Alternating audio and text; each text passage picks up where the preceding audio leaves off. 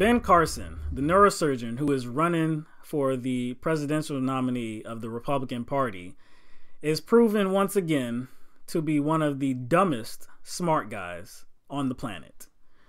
Recently, he did an interview with Politico's Glenn Thrush, in which Glenn asked him, some questions about Obama, and he asked him about how it made him feel to see Barack Obama, a black person, become the president of the United States, if he, derived any joy from that at all. And this was Ben Carson's comment. I did not. I mean, like most Americans, I was proud that we broke the color barrier when he was elected, but I also recognize that his experience and my experience are night and day different. He didn't grow up like I grew up by any stretch of the imagination. He went on to say, he's an African American. He was, raised white. Many of his formative years were spent in Indonesia.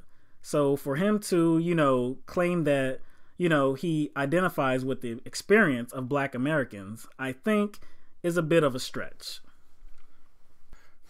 Again, this is one of the dumbest smart guys on the planet. Thrush just asked him about how he felt after Obama got elected, right? Right. He wanted to know, as a black man, specifically Ben Carson, as a black man, how did it make him feel to see another black man, the first black man, become president of the United States, to break that color barrier? So he turned that into, really, he ain't that black. Essentially, that's what he turned it into. Yeah, he went into questioning how black Barack Obama really is compared to how black Ben Carson is. Oh, because he grew up in Detroit. Yeah, he grew up in poverty, and he knows the black experience more than Barack Obama does.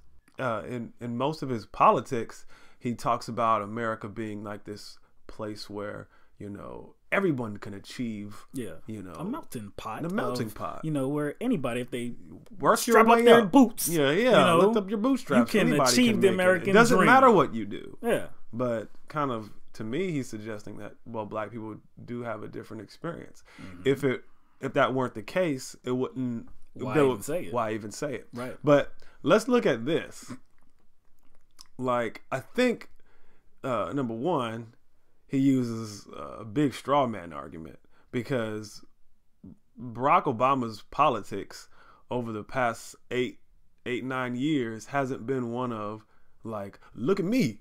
I'm black as can be. Mm-hmm. That hasn't been his platform at all. No. And usually, even when asked about it, he would say things like, a rising tide lifts all boats. Exactly. So a more inclusive message, not just modern. I'm talking just to black people. I know. It never was this, I'm going to relate to black people and that's it. Right. It never was like that. As so to me, they suspected that he would do. He would do. Exactly. They suspected he would do that. Right. And now that he didn't, here you have Ben Carson saying that, really, he isn't that black. He isn't that black. I'm black. Yeah. So Ben Carson talking about this issue, because he totally shifted the narrative of the question he was asked. Okay, so now what's Ben Carson's position? Is he a divisive figure? Well, does he? I don't. Well, he doesn't claim us? to be divided, but I do remember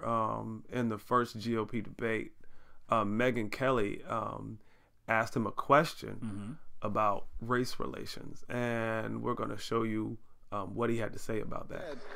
I was asked by an NPR reporter once, why don't I talk about race that often? I said, it's because I'm a neurosurgeon. And she thought that was a strange response. And I said, you see, when I take someone to the operating room, I'm actually operating on the thing that makes them who they are. The skin doesn't make them who they are. The hair doesn't make them who they are. And it's time for us to move beyond that, because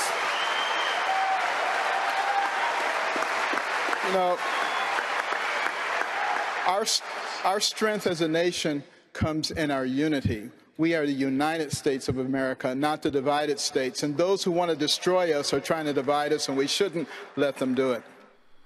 We're not the We're not. Not the divided states of America. We're the United States of America. He's a neurosurgeon, so he's looked inside, and he guarantees we all look the same. Our brains look the same inside. Our brains look the same. I'm like, but the ideas and thoughts inside of those brains aren't the same. Yeah.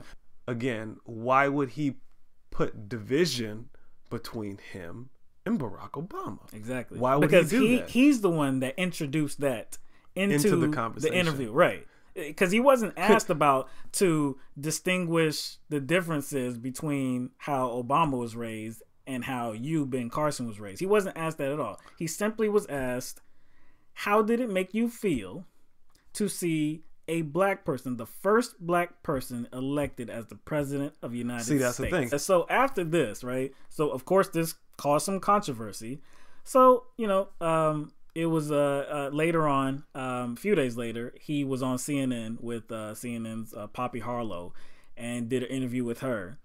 And she was asking him, so are you saying that you're going to become, if you were to become the next president, would you be the real first black person to become president? And he was like, no. That's what you said. No. You said that, not me. No, I didn't say that. Okay. And this is what he also said this. He said, I believe that all the emphasis on race is way overblown. And I think this conversation is contributing to it.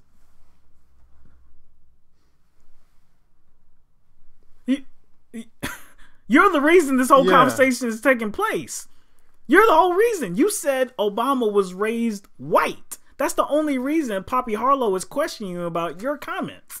We have to remind ourselves who we're talking about, because this is the same Ben Carson who likened being gay to bestiality.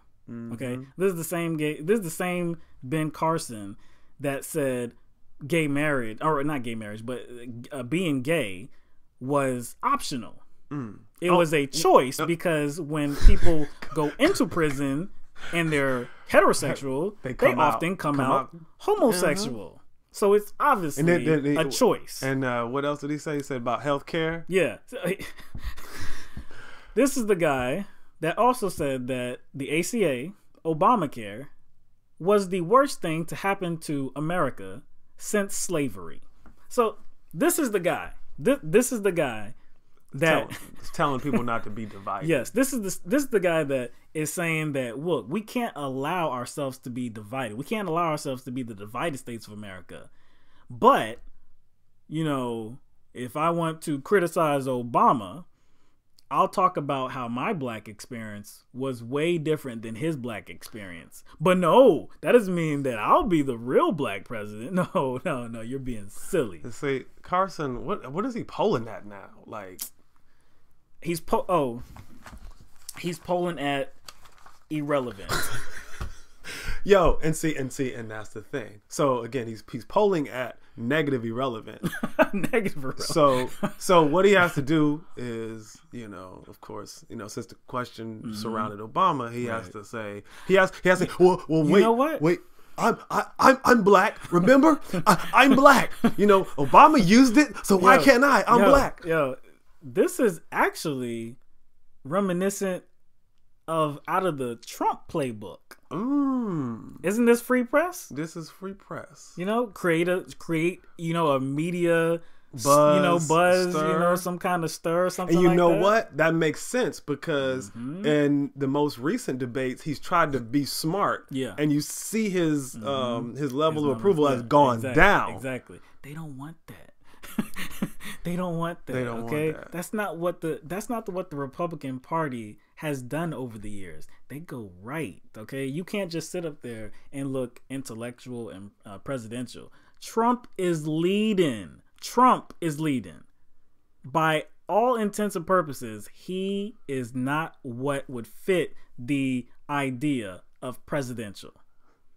So Carson has to break out his blackness. He got to break out his blackness.